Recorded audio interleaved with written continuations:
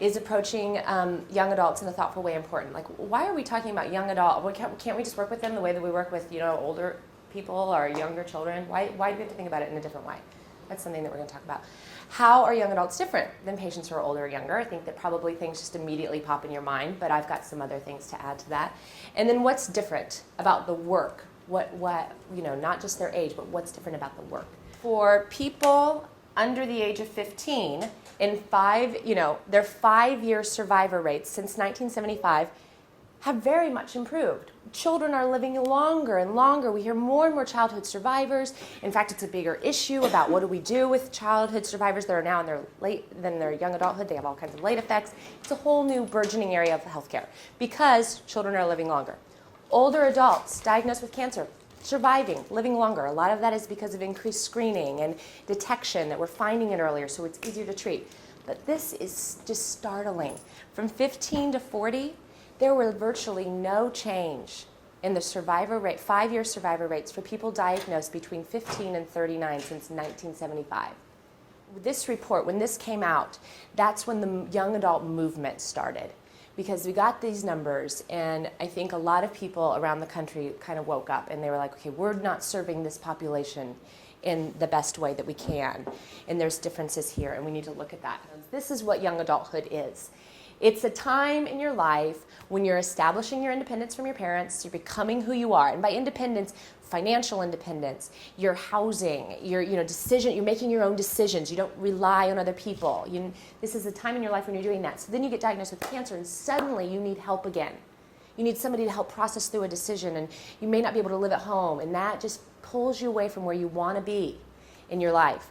Developing long-term relationships, this interrupts that.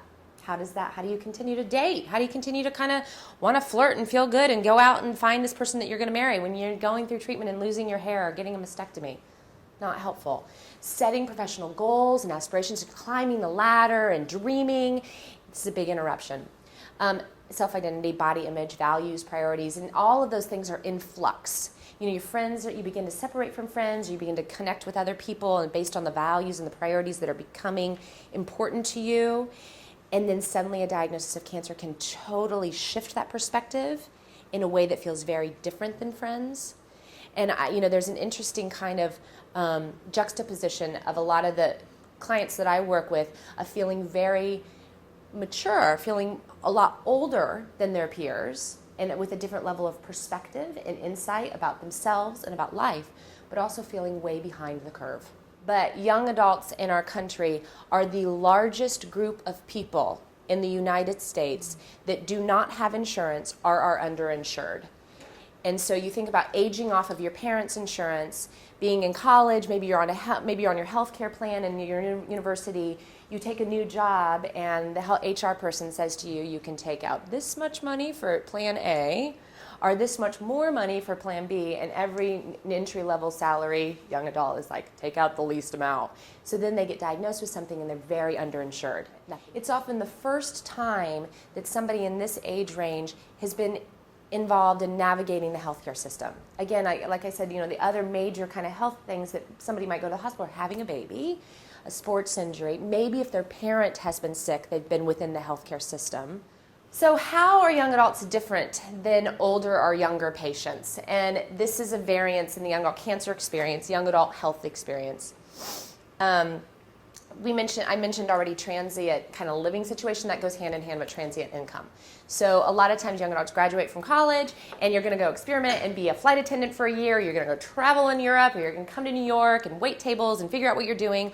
Or, there's kind of some of this experimentation still going on with who am I and where am I going to go? And that's totally normal and appropriate, but that leaves people with not a lot of financial resources often. Again, not always the case, but often. And I'm going to talk about there's a huge span of what young adults are. But transient income is a common issue. That fertility concerns. This is a very significant difference. It is getting better and better since the time that I've been working with young adults. I would say when I first started, this was something that was so glossed over. And doctors maybe mentioned it at one point, but there was an urgency to start treatment. And so it was kind of a lost conversation. And I think there's been a big push in educating the medical field about the importance of these conversations and the need to kind of do more preservation. And I think it's getting better, so it's not as bad as it once was. But there's often an urgency to begin treatment, both on the part of the medical team and the patient.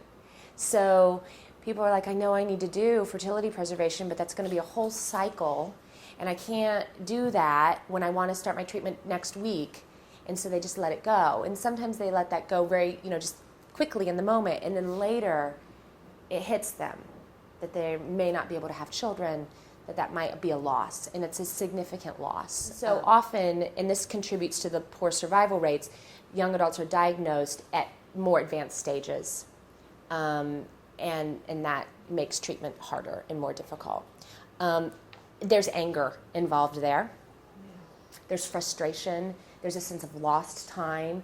That comes out a lot in my work. I'm sure it would come out in yours. What I've noticed, and everyone will find their own style, I don't need to create mini-me's, you find your own way, but what I notice about myself is I have a different energy level. I kind of am more active with them. I use young adult language, like, so what's up? As opposed to, how are you? And how are you feeling about that? I kind of speak in their vernacular. And I feel that what that does then is it creates a relatability and a trust. I don't know, there's some difference of trust there, and it's not so serious, it's not so formal, it's easier. I don't know if that's something that when you talked about the way that we kind of worked together and found each other, I feel like that's important to this population, is kind of finding that ability to kind of address the emotional and the tender pieces without really hitting it over the head too hard. A lot of times we think of young adults as just kind of one group of people, but it's a huge span of life. So you can have people in their 20s who are married with children, or you can have somebody in their late 30s who's still living at home and doesn't have a regular job. So there's a lot of people. There's kind of this very sardonic and sarcastic crowd, but then there's also Wall Street bankers who are in their 30s who are highly educated and very successful, and they still fall in this world of young adult.